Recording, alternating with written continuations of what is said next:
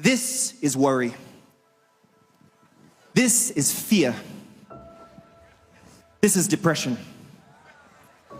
This is low self-esteem. Now, let's repeat the race. Are you ready? 3, 2, 1, go!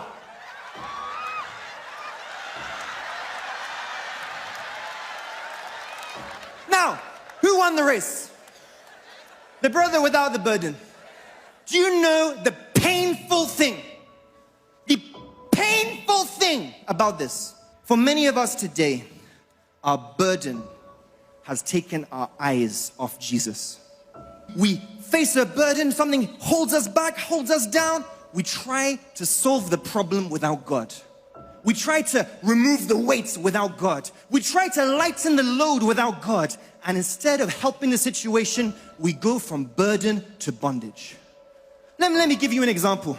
Let's just say my brother has been sent a threatening message, a text message that says, I'm gonna deal with you and your family. And he's afraid. Fear is a burden. And he thinks to himself, what am I gonna do? Okay, there's a friend who told me if I join the society that they can protect me. You say, let me go and join the society. What's happened? You've gone from the burden of fear to the bondage of witchcraft. You thought you would remove the fear, you've only made matters worse. Another example, many of us here today, you know what happens? Maybe some of us were depressed.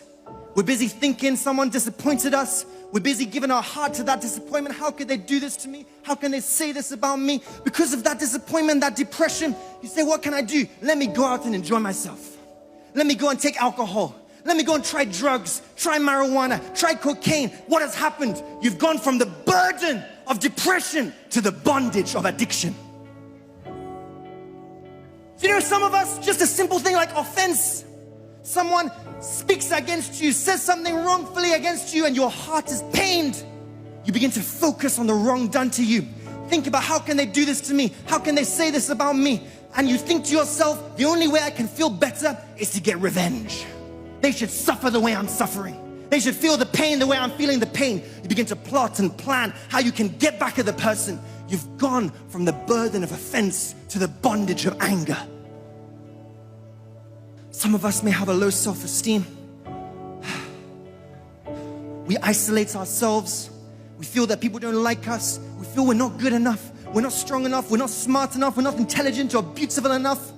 Low self-esteem, inferiority complex. What happens? You say, let me go on the internet and try and watch something that will satisfy me, that will remove my heart from this.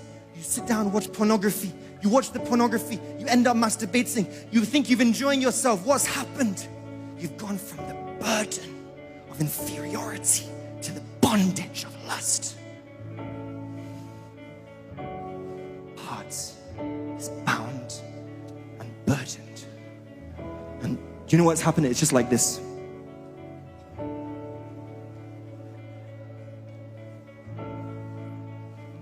Already he's weighed down.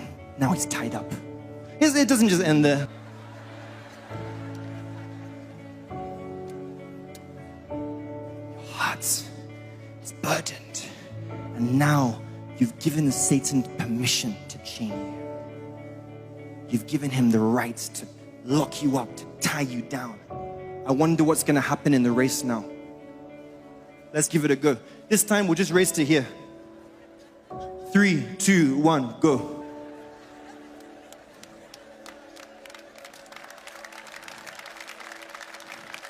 Many of our Christian lives look like this. We're stuck. We're stagnant. We're not moving. We're struggling, but nothing seems to be working. We go to church, we pray, we fast, but our heart is bound and burdened. And let me tell you this truth, people of God. Satan cannot remove a burden he created. Satan cannot loosen a chain he fastened.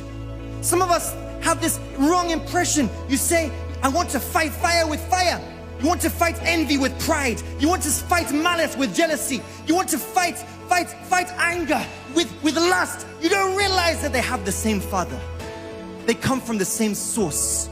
Satan is the author of bondage. He cannot bring freedom. Satan is the author of division. He cannot bring unity. Satan is the author of pain. He cannot bring peace. Only Jesus can set you free. You can't find freedom in the world.